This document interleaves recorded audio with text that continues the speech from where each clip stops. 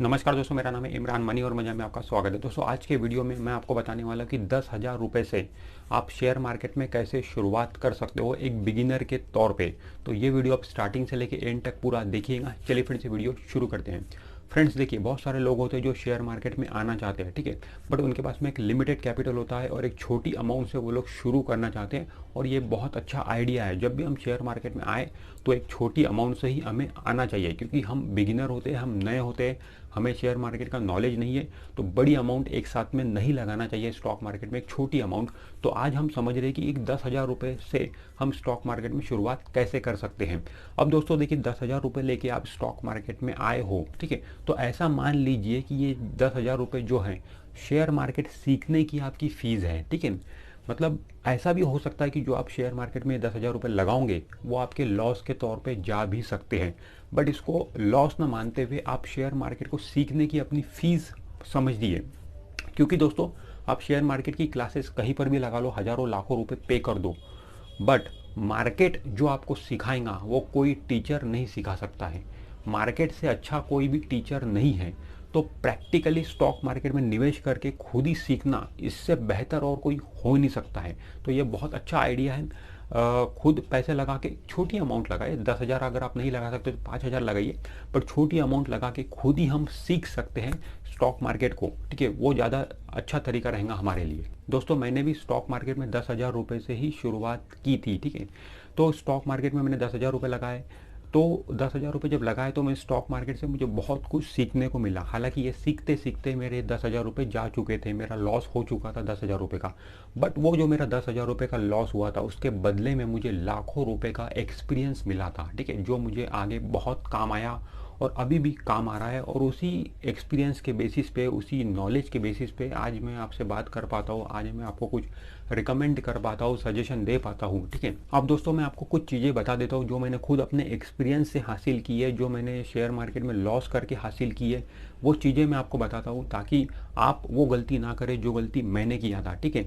तो देखिए दोस्तों, सबसे पहली चीज़ है कि इंट्राडे ट्रेडिंग। हमें स्टॉक मार्केट में इंट्राडे ट्रेडिंग नहीं करनी चाहिए, चाहे आप बिगिनर हो या फिर एक्सपीरियंस हो, कितने भी एक्सपीरियंस बन जाओ, इंट्राडे ट्रेडिंग से आप मुनाफा नहीं कमा सकते। तो इंट्राडे ट्रेडिंग हमें स्टॉक मार्केट में नहीं करना चाहिए, और बिगिनर के तौर पे तो बिल्कुल भी नहीं करना चाहिए, ठीक है।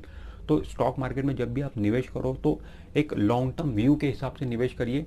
एक मतलब ट्रेडिंग पॉइंट ऑफ व्यू से निवेश मत करिए, इन्वेस्टमेंट पॉइंट ऑफ व्यू से निवेश करिए। मतलब कोई भी शेयर अगर आप खरीद रहे हो तो उसको 2 4 5 6 महीना, मिनिमम 6 महीना 1 साल तक होल्ड करके रखिए, ठीक है। मतलब थोड़ा सा लंबे समय के लिए उस शेयर में पैसा लगाइए, तभी आप स्टॉक मार्केट से पैसा जनरेट कर सकते हो, इनकम बना सकते हो, प्रॉफिट बना सकते हो। आप सोचोगे कि मैं यहाँ रातों रात आऊँगा और रातों रात अमीर बन जाऊँगा, इंट्राडे ट्रेडिंग करूँगा, तो वैसा होने वाला नहीं है, ठीक है। तो ये पहली टिप है मेरे तरफ से आपको कि इंट्राडे ट्रेडिंग स्टॉक मार्केट में मत करिए, चाहे आप कितने भी धुरंधर हो तब भी मत करिए, और बिगिनर हो तो करना ही नहीं है, ठीक है। दोस्तों दूसरी बात कि टीवी से हमें टिप्स नहीं लेना। हम टीवी देखते हैं, बिजनेस न्यूज चैनल देखते हैं, वहाँ पे दिन भर एनालिस्ट आते हैं और कोई ना कोई शेयर रिकमेंड करते हैं। तो उनकी टिप्स सुन के हमें स्टॉक नहीं खरीदना है, क्योंकि होता क्या है दोस्तों, जो टीवी पे रिकमेंडेशन आ रही है वो सिर्फ आप नहीं देख रहे हो, आप जैसे हज़ारों लोग हैं जो वो देख रहे हैं, ठीक है। और वहाँ पे चांसेस ये भी होते हैं कि टीवी पे जो रिकमेंडेशन आ रही है, जो टिप्स आ रही है, वो टीवी पे डिस्प्ले होने के पहले, टीवी पे टेलीकास्ट होने के पहले कई जगह लीक भी हो चुकी होती है, ठीक है। तो जहाँ पे लीक हो गई उन्होंने ऑलरेडी अपनी पोजीशन बना ली, और जब वो न्यूज़ टीवी पे आती है तो वो लोग, जो वो शेयर बढ़ना चालू हो जाता है तो वो लोग प्रॉफिट उसमें बुक कर लेते हैं, ठीक है। तो कहने का मतलब है कि टीवी से टिप्स लेके आप उसमें प्रॉफिट नहीं बना सकते हो, ठीक है। हाँ, एक इन्वेस्टमेंट आप जरूर कर सकते हो। नॉर्मली जो टीवी पे टिप्स दी जाती है वो ट्रेडिंग के लिए टिप्स दी जाती है, ठीक है, इंट्राडे ट्रेडिंग या फिर शॉर्ट टर्म ट्रेडिंग। इन्वेस्टमेंट के टिप्स बहुत कम आते हैं टीवी पे, ठीक है। अगर अच्छा स्टॉक है, भले ही वो टिप्स अगर ट्रेडिंग के लिए भी है, तो भी आप उसमें इन्वेस्टमेंट कर सकते हो। टीवी से टिप्स लेके आप इन्वेस्टमेंट जरूर कर सकते हो, बट खुद की स्टडी भी वहाँ पे आपको करना जरूरी है। ये नहीं कि कोई एनालिस्ट ने बताया और आपने शेयर खरीद लिए बस, ठीक है। एनालिस्ट ने बताया, वो उसका व्यू है, आप खुद भी अपनी स्टडी वहाँ पे अप्लाई करिए, खुद अपना दिमाग लगाइए कि वो शेयर चलेगा आगे नहीं चलेगा।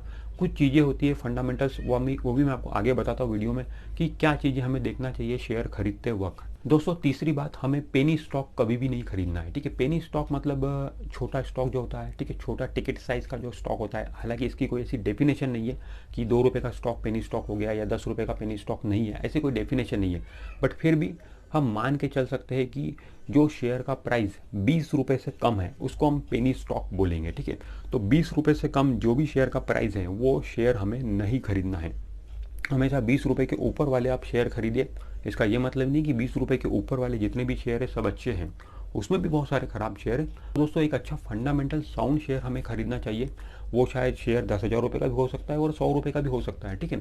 उसमें प्राइस मत देखिए आप, शेयर का फंडामेंटल देखिए। हालांकि प्राइस के पॉइंट ऑफ व्यू से हम ये बोल सकते हैं कि 20 रुपये से नीचे वाले शेयर हमें नहीं खरीदना चाहिए, उसको हम पेनी स्टॉक बोलेंगे। देखिए दोस्तों आप ठीक दिमाग लगाइए कि अब जितनी भी कंपनी स्टॉक मार्केट में हो, कई सालों से स्टॉक मार्केट में है, ठीक है। आरकॉम कई सालों से स्टॉक मार्केट में है, अगर उसका भाव आज के तारीख में भी 20 रुपये से कम है, दैट मीन्स वो कंपनी में कोई दम नहीं है, कुछ ना कुछ वो कंपनी में प्रॉब्लम है, इसीलिए भाव उसका 20 रुपये से भी कम है। तो फिर क्यों हमें उन कंपनी की तरफ देखना चाहिए, ठीक है, जिसके भाव 20 रुपये से कम है, ठीक है, उनको रहने दीजिए।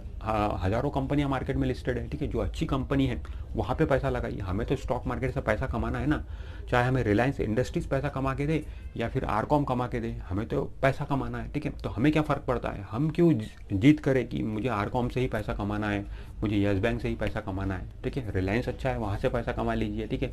वोल्टास अच्छा है वहाँ से पैसा कमा लीजिए। बाद में दोस्तों हमेशा हमें अपने पोर्टफोलियो को डाइवर्सिफाइड रखना चाहिए। डाइवर्सिफाइड का मतलब होता है कि हमें सिर्फ एक ही शेयर में पैसा नहीं लगाना है या फिर हमें सिर्फ एक ही सेक्टर में पैसा नहीं लगाना है, हमें अलग अलग सेक्टर्स में पैसा लगाना है, अलग अलग कंपनियों में पैसा लगाना है। उससे क्या होता है दोस्तों, हमारा जो रिस्क होता है वो डाइवर्सिफाइड हो जाता है। बोला जाता है नहीं कि सारे अंडे हमें एक बास्केट में नहीं रखना चाहिए। अगर हम एक बास्केट में सारे अंडे रखेंगे और बास्केट अगर टूट गई तो हमारे सारे अंडे टूट जाएंगे। तो इसीलिए बेस्ट ये रहता है कि हमें अंडे जो है वो अलग अलग बास्केट में रखना चाहिए, ताकि उसमें से एक दो बास्केट टूट भी गई तो बाकी बास्केट हमारी सेफ है। तो उसी तरीके से हमें स्टॉक भी जब हम खरीदते हैं तो हमें अलग अलग स्टॉक में पैसा लगाना चाहिए।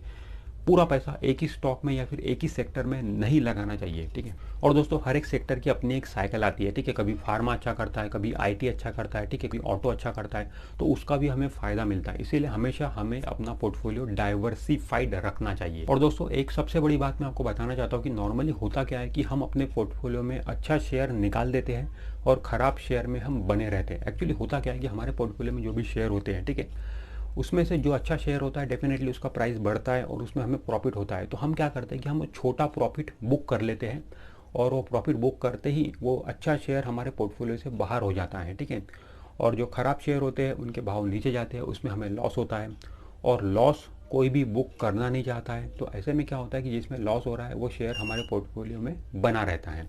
तो ऐसे में क्या होता है कि एक समय ऐसा आता है कि हमारे पोर्टफोलियो में सिर्फ खराब ही शेयर पड़े रहते हैं, अच्छे अच्छे शेयर हमारे पोर्टफोलियो से बाहर निकल जाते हैं।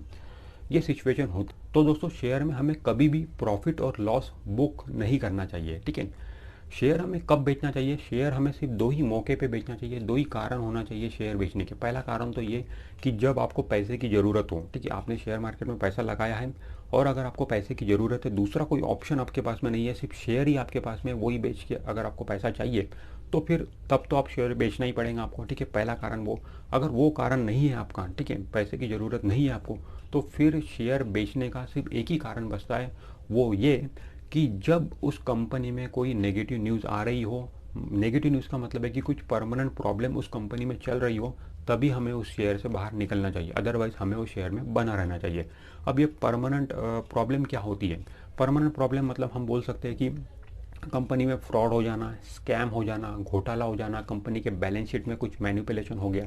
तो इस तरीके से जो इन्वेस्टर के साथ में चीटिंग वाले मामले हैं वो अगर कंपनी में चल रहे हैं तो हमें तुरंत उस कंपनी से बाहर निकल जाना है, हमें बिल्कुल भी वेट नहीं करना है। अगर हम वेट करेंगे तो हमारा बहुत बड़ा नुकसान हो जाएगा।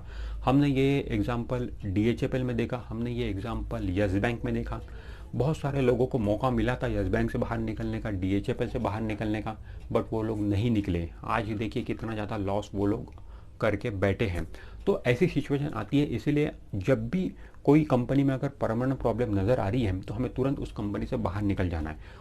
और टेम्पररी प्रॉब्लम कंपनी में चलती रहती है, उससे हमें घबराना नहीं है। टेम्पररी प्रॉब्लम हम किसे बोलेंगे कि कंपनी के क्वार्टरली रिजल्ट खराब आ गए, ठीक है, एक दो क्वार्टर के रिजल्ट खराब आते हैं। अब एक साल में 4 क्वार्टरली रिजल्ट आते हैं तो उसमें एक दो क्वार्टर के रिजल्ट खराब आ सकते हैं, उसमें कोई भी बड़ी बात नहीं है, ठीक है।